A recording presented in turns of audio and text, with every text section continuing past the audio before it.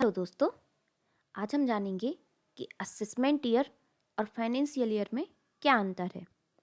जैसे कि जब भी आप इनकम टैक्स भरते हैं या फिर उसका रिटर्न फाइल करते हैं तो आपको असेसमेंट ईयर का चुनाव करना पड़ता है।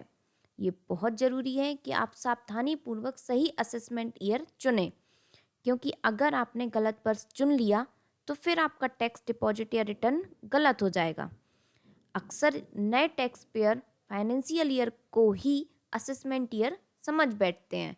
यह कन्फ्यूजन दूर करने के लिए हम इस वीडियो में जानेंगे कि फाइनेंशियल ईयर और असेसमेंट ईयर में क्या अंतर है। तो देखिए, फाइनेंशियल ईयर और असेसमेंट ईयर के बीच के अंतर को समझने के लिए हमें सबसे पहले इन दोनों शब्दों का अलग अलग मतलब जान लेना चाहिए।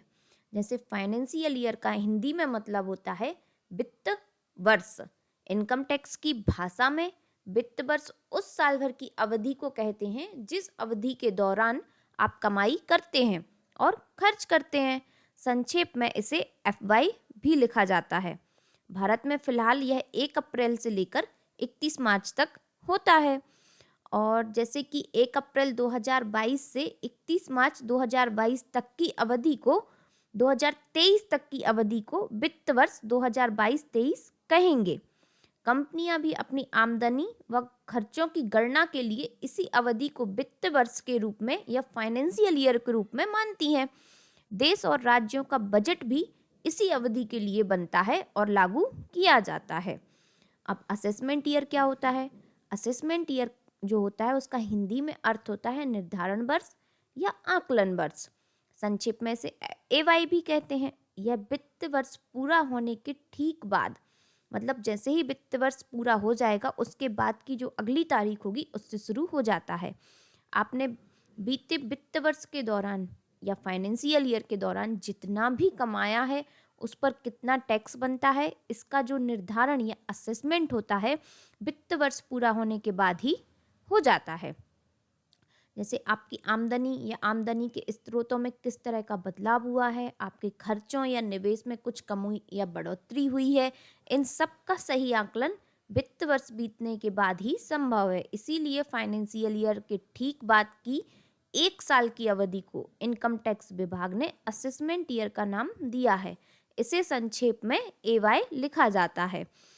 अब असेसमेंट ईयर के दौरान भरा जाता है रिटर्न और self assessment tax.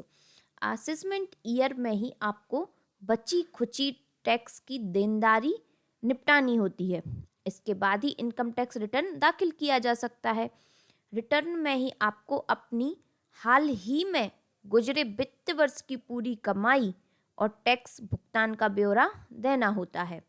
Income tax return के नए नियमों के मुताबिक अब असेसमेंट ईयर के बाद आप रिटर्न नहीं भर सकते, यानी वित्त वर्ष खत्म होने के 1 साल के अंदर ही रिटर्न भरकर जमा कर देना अनिवार्य है।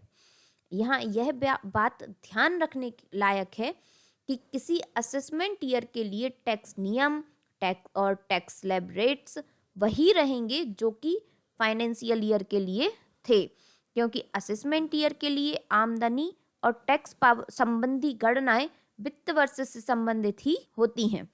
अब देखते हैं, आपको क्लियरली बताते हैं कि वित्त वर्ष और असेसमेंट ईयर कैसे जान सकते हैं। जैसे कि 1 अप्रैल 2021 से 31 मार्च 2022 तक की जो अवधि है, कमाई की अवधि है, उसका वित्त वर्ष रहेगा 2021-2022, लेकिन इसका असेसमेंट रहेगा आने वाला साल, जैसे कि 2022 से 2023। ऐसे ही जब 1 अप्रैल 2022 से 31 मार्च 2023 की आपकी कमाई की अवधि होगी तो इसका वित्त वर्ष होगा 2022 से 2023 और असेसमेंट ईयर होगा 2023 से 2024। अब जैसे कि वित्त वर्ष जो होता है वो सब देशों का अलग अलग होता है। जैसे हमारे भारत का अभी बताया, वैसे ही अमेरिका का होता है 1 अक्टूबर से 30 सितंबर तक, ऑस्ट्रेलिया का 1 जुलाई से 30 जून तक। ऐसे ही सब देशों का अपना अलग अलग वित्त वर्ष का पीरियड होता है। अच्छा, आई होप आप लोग ये अब समझ गए होंगे कि फाइनेंशियल ईयर और असेसमेंट ईयर में क्या अंतर होता है। Thank you so much.